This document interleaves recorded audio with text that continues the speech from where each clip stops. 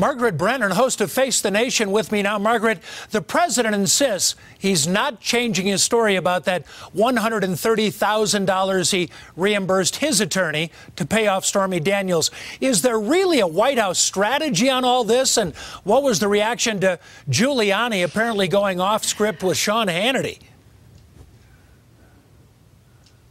Well, the White House would rather not talk about it. They're deflecting questions to Rudy Giuliani himself. But of course, you heard from the president today, who walked up to reporters on his way to Air Force One and said Rudy Giuliani needs to get his facts straight, and encouraged some walking back of those remarks that have been made over the past 72 hours or so on various television programs by the former New York City mayor, who is the newest member of the president's legal team. Giuliani now saying that he was speaking for his own personal recollection, not for the president, when he said the president had knowingly paid money to his fixer and longtime attorney Michael Cohen, with the intention of that going to pay off Stormy Daniels, the porn star who claimed she had an affair with the president. Of course, all of this matters because it involves an ongoing investigation by the U.S. Attorney's Office in Manhattan that could involve some campaign finance violations, could pose some legal issues there for the president, but also for Michael Cohen himself, who is already the subject of a criminal investigation, and one that has deeply upset the president because he's spoken out about it and saying that he thinks that's unfair. Let's turn to North Korea. President Trump says pulling some troops out of South Korea is not going to be on the table when he meets with Kim Jong-un. How might Kim interpret that?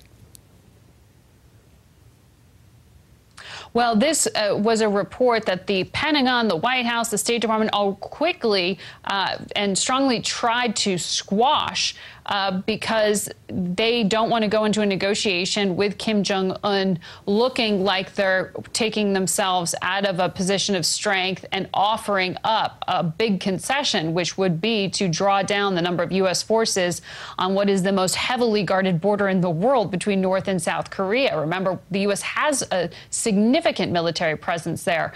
But in one breath, the president said those troop numbers are not on the table in these upcoming talks, but in the next breath said in the future he'd like for them to be, because he doesn't like the cost of that deployment. And he said publicly in the past that he thinks there's too much support being given by the U.S. to South Korea without them picking up the tab. So while the president tried to reverse those reports, he at the same time then added to the speculation there, because he said they're not on the table now, but they will be in the future. As always, we look forward to Face the Nation. Who are your guests this week?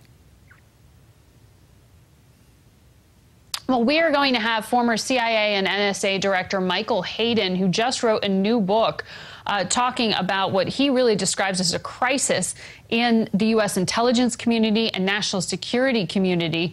He is very critical of President Trump, but he does praise his recent decision to nominate CIA Director nominee Gina Haspel, who's going to face a tough fight this week to get past the confirmation process. We'll also speak to the ambassador from the United Kingdom, Kim Derrick. You might have heard of the royal wedding happening in the future. He'll join us not just to talk about that, but also what is a full court press by America's allies to convince President Trump not to pull out of this nuclear deal with Iran. That decision is expected this coming week. So the ambassador will be with us to make his case. Margaret, a lot to talk about as always. Thanks very much. We'll look for you this weekend. Thank you.